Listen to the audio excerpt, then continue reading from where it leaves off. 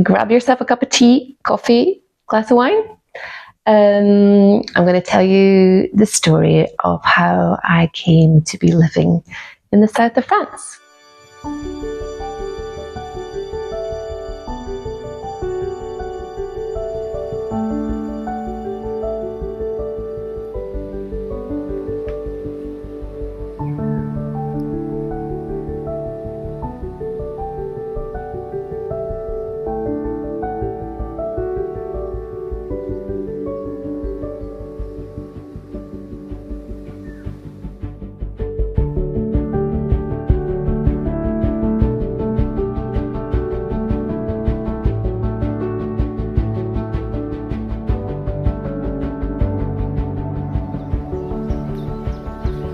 Excuse me.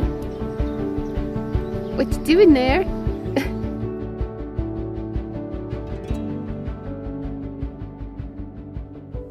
Hello there. For those of you that don't know me, my name is Nina. I am an artist living in the south of France. And this episode, I am going to tell you a little story about why I ended up here. Normally I talk about my kind of creative endeavours, knitting, painting and what have you, and I like to show the beautiful environment, but this episode is going to be a little bit different. So 7 years ago, or a little bit over 7 years ago, I was living in London with my son, who was then 2 years old. And before that, I had been working as a fashion stylist, doing a job that I absolutely adored. I hadn't always been working in fashion. I used to work for a lot of charities, but I found my dream job as an accessory stylist for a big fashion company. And I actually moved to the south of France at a time when I was enjoying myself the most in London. A bit strange, but let me tell you how that happened. So I was living in East London. I was absolutely loving my styling work. Then I had a child on my own, and then I went back after a year to working as a part-time freelance stylist. Really, I was kind of living the dream a little bit. It had been a long time coming because it had been something that I'd always wanted to do. And then finally I got to do a job and be paid for doing something that I absolutely loved. Anyways, when my son was about 2 years old, I started to think about moving out of London. I was really enjoying it and I was really happy there. But the one thing that I really wanted for my son was that he would grow up in the countryside, surrounded by nature. So you may wonder why we ended up here. It actually was quite an easy decision because I've been coming to this region of France for about 30 years. And I've been studying Tibetan Buddhism, and there's a beautiful retreat center here and a temple. And I've been coming here for many, many years and volunteering and working and doing retreats. And I spent 3 years here working during a 3-year retreat. So I had a lot of friends here, and some of my friends had had kids.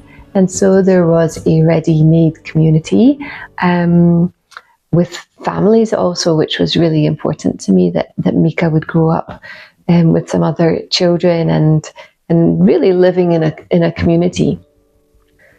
So that was an easy decision to come here, and of course it's an extremely beautiful part of the world as well.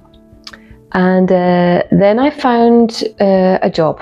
I found a job as a video editor, and that was decision made. I had work, and I found a little house there, a beautiful house in the countryside. So we were all set, except I couldn't drive, and I knew living there I'd have to be able to drive. So the one thing that I needed to do before I left was to pass my driver's license, which took a while. So finally I got my driver's license, and that meant we could book our flights, book the removal vans, and then say goodbye to all our wonderful friends in London and go off on our brand new adventure.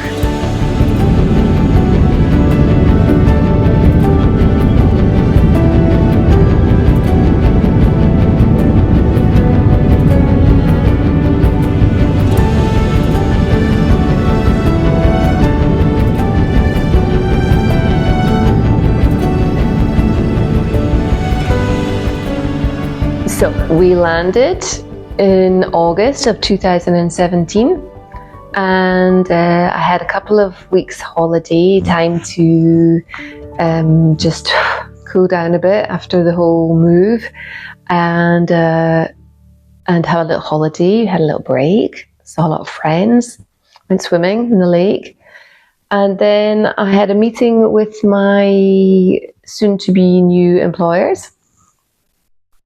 And they told me that they had had a financial crisis and that there was no job anymore for me.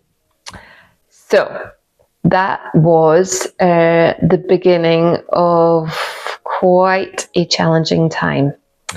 I had about three months worth of savings to live off. I couldn't sign on because I wasn't on the French system and I had no idea what to do. I contemplated going back to London, but I really, can you imagine, just like the whole build-up of going, I really didn't want to go back.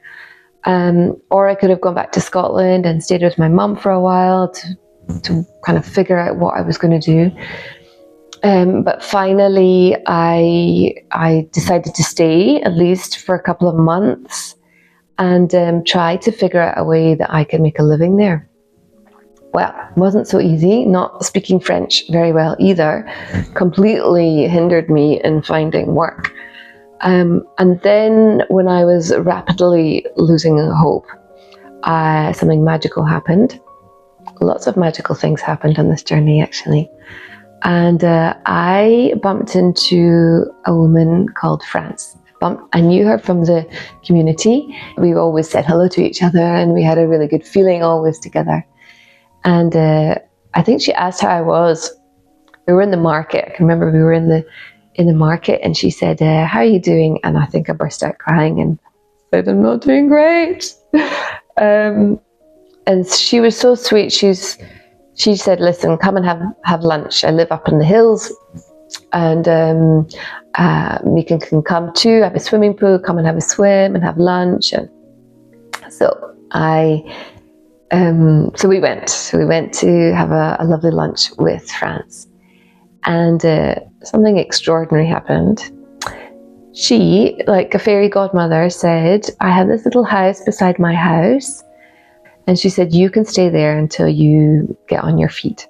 Wow, it was quite extraordinary, and I hesitated actually, because it's sometimes when someone hands you a gift like that, it's quite difficult to accept it.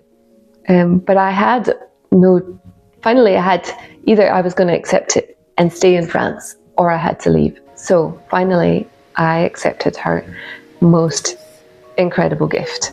And without her, I would not be sitting here having this conversation with you, because that was the moment where things kind of turned around and things started to move in an unexpected direction. So we stayed in her beautiful house. If you saw my last video, I'll pop a link below. We did some dog sitting there recently, and it's such a paradise. So we were there for about a year and a half, and I began painting again. I hadn't painted for a long time, and it was something I thought maybe I could turn my hand to, and maybe I could start to sell some artwork. And it was such an inspiring environment as well. And I began painting birds and plants and everything. There's a little wooden house you probably see in the footage, and I used to paint in that little house, like a little art studio. It was just incredible, actually. It was such an amazing gift. So that was a very wonderful year. Mika was 3 years old. Not without its challenges, though. I'll tell you a little story.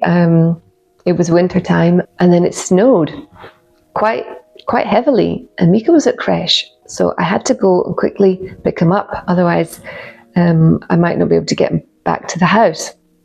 However, on the way back up to our house, which was a house in the hills and had this really windy road with these steep edges, and my little car that I had saved up to buy, a little green Volkswagen called Evergreen, I named the car, he skidded on some black ice, and we were going over the edge of this cliff, and I don't think I've ever been so scared in my life, and I really thought that it could have been, you know, the end.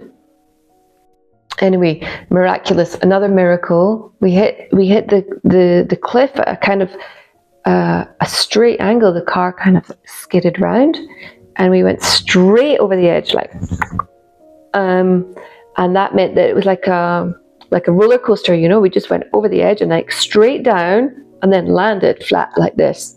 Airbags popped, and we were absolutely fine. And I couldn't believe it. I could not believe it. Mika was strapped in the back of the car, and we had to climb back up this kind of snowy, brambly cliff. I couldn't do it with Mika on my back. I had to leave him down there and climb up and get help. And anyway, finally we had to walk home. Mika was wearing pink slippers from creche. And I got back to the house and made a fire and poured myself a huge glass of wine. And the car was a write-off, so I no longer had my car. And so what did I do? Put the music on, danced. Sometimes there's nothing else to do when you don't know what to do except just put some music on and dance. Morning has broken, my windows are open. Wanna feel the wind blow through my hair. Which way do I follow? What happens tomorrow? I turn to you and hope you can guide the way. Sometimes I give up, just wanna be on my own. Even in the darkest times, you give me hope. So I lean on you when I'm lost my way. I keep holding on for a better day. I lean on you when the world's astray. I left my heart open so you hear my prayer.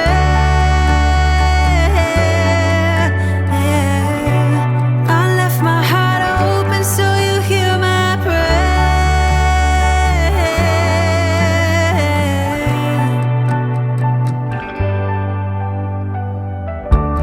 In times that are changing and when hope is fading, I know I can turn to your embrace. 'Cause there's so much beauty under your heaven, and I'm grateful every day. Sometimes I give up, just wanna be on my own. Even in the darkest times, you give me hope. So During that year, I started to put feelers out for other kinds of work. I was selling my stuff on Etsy, but I knew that we couldn't stay there forever, and I really needed to be able to stand on my own 2 feet to rent my own place. So I had to find some other work, and through some friends, I started to do some cleaning jobs for some lovely people living in the area. And one thing led to another, and my first couple that I worked for, Catherine and Barry, they put me into touch with another lovely lady, and so on and so forth. And so finally I was able to rent my own little house, which we found in the village that we're now living in. Very sweet little house in a garden, in a play where there was little children's play park. So it's really perfect for Mika, and he had little friends close by because he went to a school nearby. And there was a Virgin Mary in the corner overlooking the garden. It was something, again, just kind of magical and special. Like life just every time I thought that this is hopeless and I'm going to give up and go home, some little piece of magic would happen that would allow us to stay there.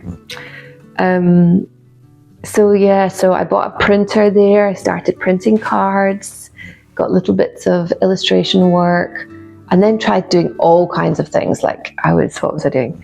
Printed my artwork on linen, made them into cushions and tea towels. And what else did I do? I printed lots of silk with my designs on it and made some silk blouses.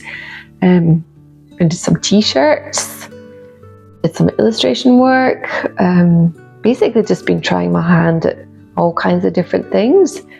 And it's an ongoing process. And now I'm really loving making these videos as well. So I guess the dream for the future is to continue to be a content creator and an artist, and be able to live from that. But meanwhile, I am working for some wonderful, wonderful people.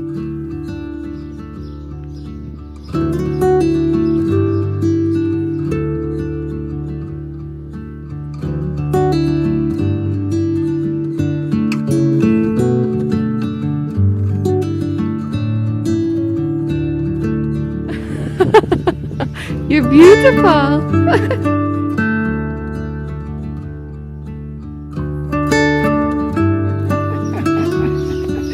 It's perfect.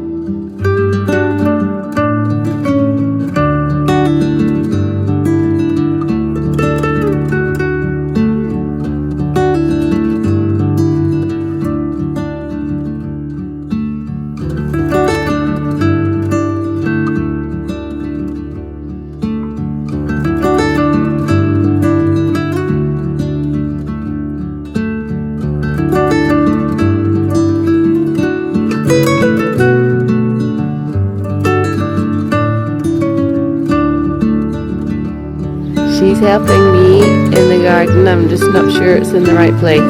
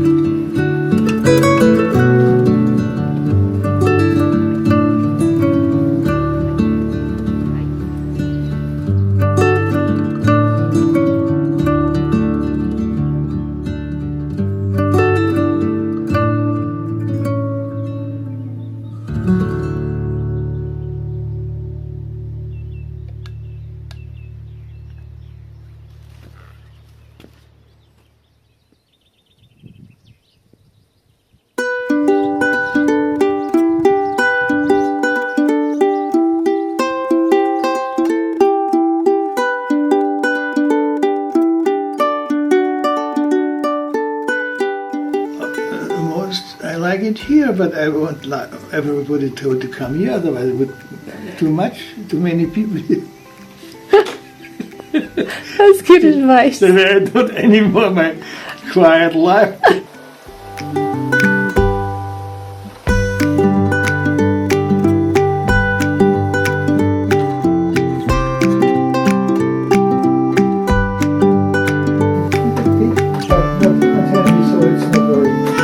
On your hair.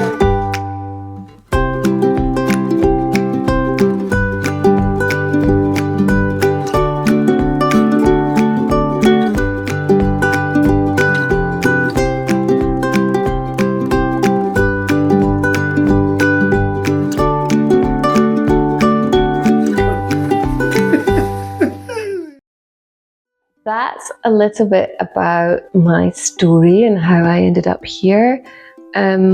I since met my partner who lived in that little garden as well, and we met during lockdown.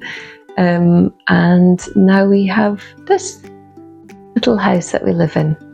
Please do subscribe and leave a comment. I'd love to hear where you're watching from, and stay in touch that way because it means the world to me to hear from you. So please, let me know how you're doing, and if you've got any questions. Obviously, there's a lot more to this story, but I just wanted to tell you a little bit today. Also, if you want to, you can buy my prints and cards. I think there'll be a link at the end of this video, and that really helps me as well. And just a little teaser for the next video. Here is the project that I will be talking about. Can you guess what this is? Comments below. And I've got some movement on the art front as well, a little story I'd like to share with you. So thank you so much for taking the time to watch this video, and I really wish you loads and loads of love. Have a wonderful day, have a wonderful week. If things are tough, just know that something magical is waiting around the corner. Thank you for watching, and see you next time.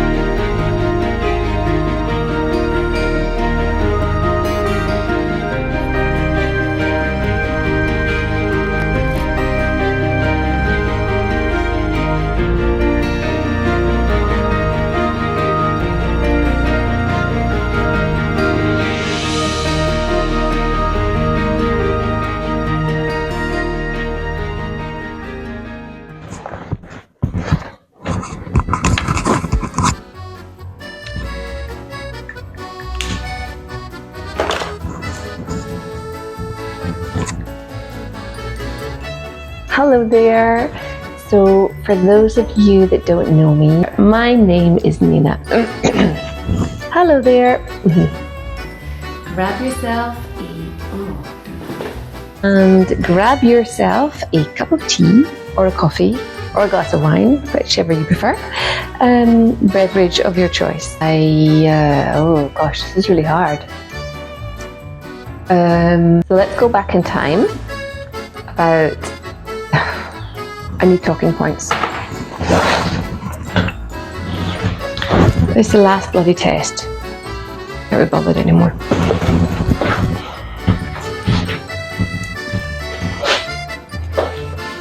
I said the last one was the last test, but in fact this is the last test. This is the last freaking test.